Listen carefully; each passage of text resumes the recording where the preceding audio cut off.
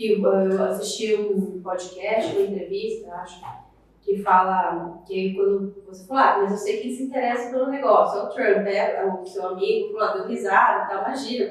Não, eu vou conseguir falar com o Trump, eu vou deixar essa convicção, assim. Sim. Aí eu ia te perguntar, sempre foi assim? Sempre teve essa convicção? Não foi sempre assim. Eu era, ao contrário, eu era uma pessoa com um seríssimo problema de autoestima, inseguro, né? Mas eu, em algum momento, né, eu consegui vencer isso. Né? De coisas pequenas, como ser um cara muito tímido na escola e ser apaixonado pela menina mais bonita da classe. E, obviamente, eu era o ajeitadinho, que era o feinho, o arrumadinho, então as minhas chances eram pequenas.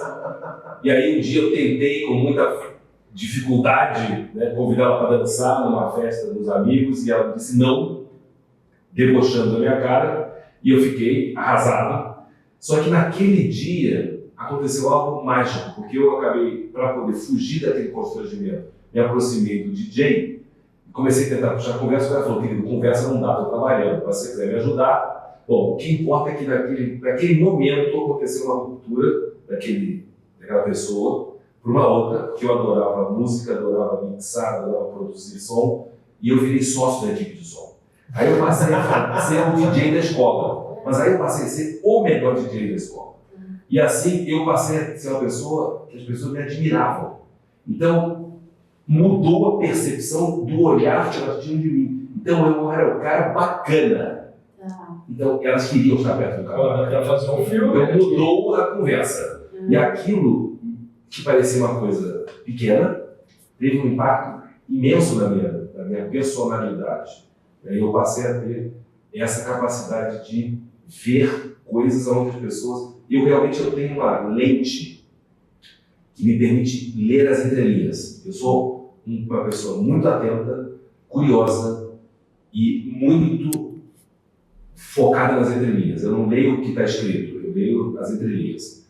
Então, quando eu tive contato com a revista que eu li, a história da elite, na casa do meu amigo fotógrafo, que podia estar num salão, cortando meu cabelo, ou qualquer outro lugar, eu abri aquilo, eu olhei aquilo de alguma forma e me permiti acreditar no sonho mais infantil de conto de fadas, de que eu poderia atravessar o Oceano Atlântico, sair do Rio de Janeiro para Nova York, falar com aquele senhor chamado John Casablancas e me tornar sócio do cara e montar a elite. Mas aquela convicção foi tão grande que eu extraí daquela revista no dia seguinte o número do Telex. Eu não tínhamos nada. Estou falando de 85. Eu tinha 20 anos de idade. E ali começou, já não era mais se ia dar certo. Era quando ia dar certo. E eu fui, e deu certo. Então, assim, eu não preciso que você me apoie, eu não preciso que você diga que vai dar certo. Inclusive, até gosto quando você diz para mim, cuidado porque eu acho que vai dar errado. Aí, então, você arrumou, assim, para a cabeça. Então, para mim, isso é muito importante. Então, eu não tenho dificuldade, eu não tenho nenhum problema de assumir erros. E quando você aceita que o erro é parte do processo, que você vai aprender no erro, que na escola da vida a matéria mais importante é como lidar com seus erros e com os erros dos outros, e não achar culpados, e não se vitimizar. E eu vou te contar uma coisa, eu acho que é uma boa forma de encerrar nosso bate-papo. Final de janeiro eu fui convidado por um grande amigo meu, um super empreendedor, o primeiro empreendedor, a primeira empresa brasileira que alugou o Dolby Theatre, que é um teatro em Los Angeles, onde se promove e se realiza a cerimônia do Oscar.